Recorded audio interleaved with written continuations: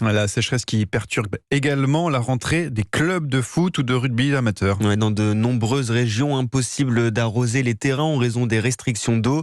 Fini l'herbe verdoyante, les clubs se retrouvent avec des pelouses grillées par le soleil.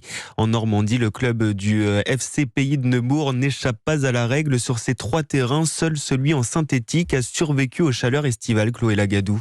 Les mains sur les hanches et le regard fixé sur ces 2 terrains de football jaunis par le soleil, Yves, le président du FC Pays de Neubourg, constate les dégâts.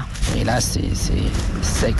Donc, on subit. Quand il y a beaucoup de chaleur et des températures élevées, ça grille l'espace vert du terrain. C'est là que ça pose problème. Des problèmes notamment pour la sécurité et la santé des joueurs, explique Carole, entraîneuse. En fait, c'est comme si on courait sur du béton et au niveau des mollets, au niveau des chevilles, c'est pas les mêmes appuis avec les crampons. Comme le terrain est dur, ça échauffe aussi en dessous au niveau de la plante des pieds, ça crée des ampoules.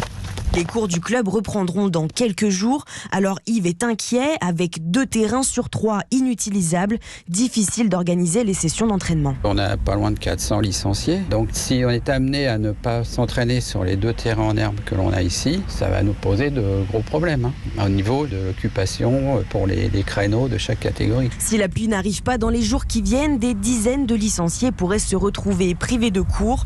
Alors pour limiter la casse, le club de football envisage par exemple de délocaliser les entraînements sur le terrain d'une commune voisine. Le reportage de Chloé Lagadou à Neubourg en Normandie.